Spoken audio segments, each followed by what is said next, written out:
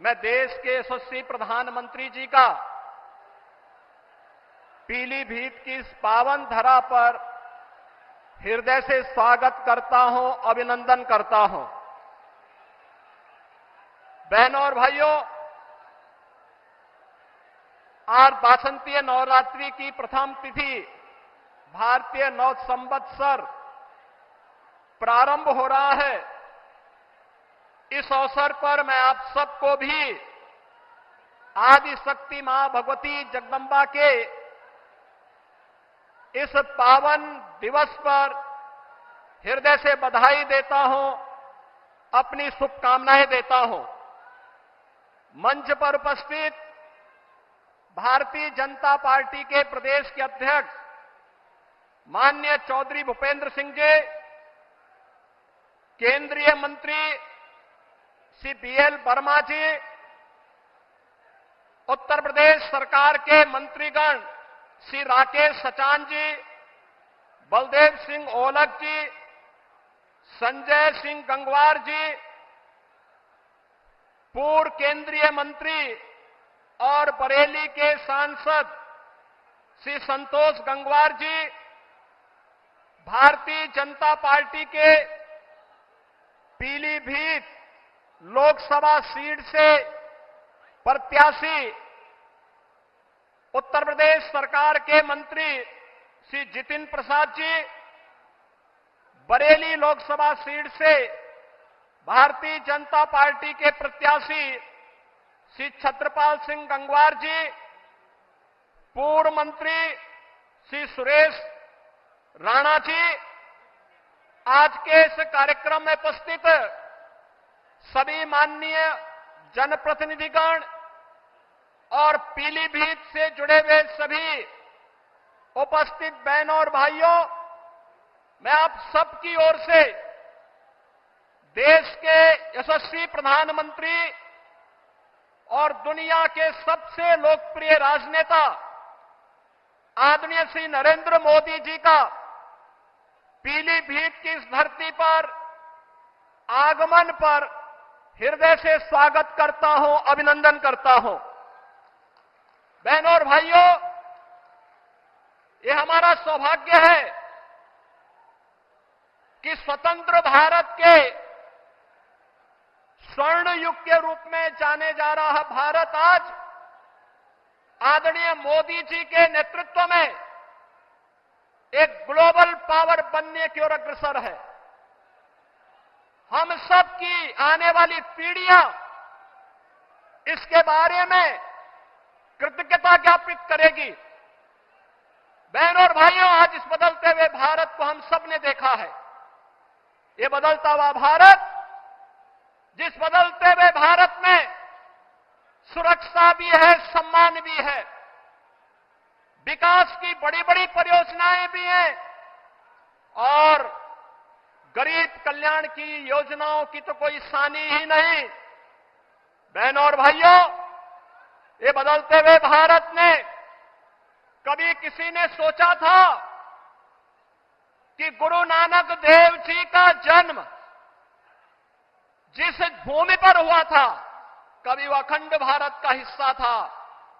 कांग्रेस की कुटिल चालों से देश का विभाजन हुआ, लेकिन सिख भावनाओं का सम्मान करते हुए, भारत की उस आस्था का सम्मान करते हुए करतारपुर कॉरिडोर का निर्माण मोदी जी के नेतृत्व में ही संभव हो पाया, जब प्रधानमंत्री के रूप में मोदी जी देश के प्रधानमंत्री बने।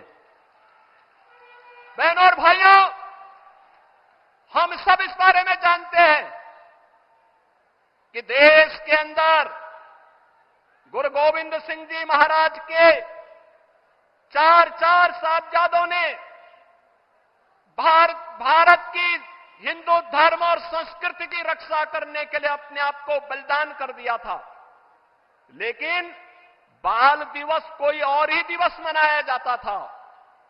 हम आभारी हैं आदरणीय प्रधानमंत्री जी के, जिन्होंने 26 दिसंबर की तिथि को वीर बाल दिवस के रूप में पूरे भारतवासियों को देकर के भारत माता के लिए अपना सर्वस्व न्यौछावर करने वाले गुरु गोविंद सिंह जी महाराज के उन 4 साहबजादों के प्रति और उन अपनी कृतज्ञता ज्ञापित करते हुए 26 दिसंबर की तिथि वीर बाल दिवस के रूप में मनाने का निर्णय लिया। और आज पूरे देश के अंदर हर जगह हर ओर यह आयोजन होता आ रहा है। हमारा ये पीलीभीत जहां अपनी कृषि के लिए जाना जाता है, वहीं अपनी अद्भुत कला के लिए भी जाना जाता है। कृषि में गन्ना किसान यहां की मिठास को न केवल प्रदेश और देश में बल्कि दुनिया में पहुंचाने का काम करते हैं।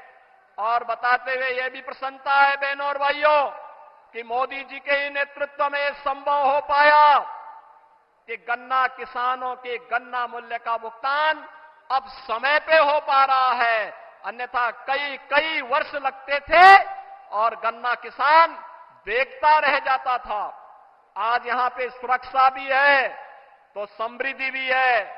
आज यहां पर आजीविका है तो आस्था को सम्मान भी है। कोई सोचता था अयोध्या में रामलला का भव्य मंदिर का निर्माण हो पाएगा? बहनों और भाइयों, अगर ये हो पाया है तो यह प्रधानमंत्री मोदी जी के यशस्वी नेतृत्व में, उनके मार्गदर्शन में वर्तमान पीढ़ी इन सभी कार्यक्रमों को आगे बढ़ते हुए देख रही है। आज के इस अवसर पर जब भारतीय जनता पार्टी के प्रत्याशियों के लिए विकसित भारत की संकल्पना को साकार करने के लिए मोदी जी आपके बीच में आए हैं, 10 वर्ष में बदलते हुए भारत में जो कुछ भी हमने देखा है, बहनों और भाइयों, ये आपके एक वोट की कीमत ने किया है। आपका वोट जब गलत हाथों में जाता था तो फिर भ्रष्टाचार में संलिप्त, सुरक्षा के साथ खिलवाड़ करने वाली, आतंकवादियों को बिरयानी खिलाने वाली, देश के अंदर उपद्रव करवाने वाली, नौजवानों के जीवन के साथ खिलवाड़ करने वाली, अन्नदाता किसानों को आत्महत्या के लिए मजबूर करने वाली सरकारें आती थी।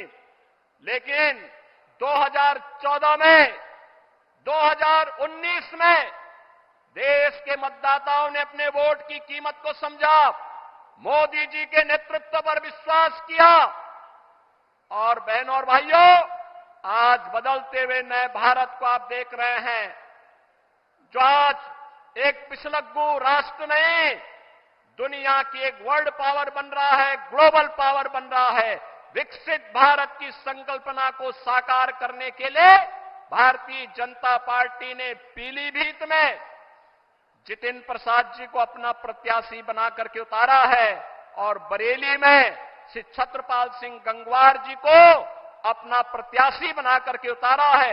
इन सभी प्रत्याशियों के लिए आदरणीय प्रधानमंत्री जी का मार्गदर्शन हम सबको प्राप्त हो रहा है। आज के इस अवसर पर जो भारत की आवाज है, उस आवाज के साथ हम सब जुड़ करके कि फिर एक बार पूरे देश की आवाज क्या है, फिर एक बार, फिर एक बार, फिर एक बार, अब की बार, अब की बार, इस संकल्प के साथ जुड़ करके, लेकिन इस संकल्प की पूर्ति होगी बहनों और भाइयों जब आप चुनाव के दिन पहले 3 घंटे में मतदान करने की दिशा से अपने आप भी और अपने साथ के मतदाताओं को लेकर के जाएंगे। इस कार्य को करेंगे, सभी लोग करेंगे, सभी लोग सहमत हैं।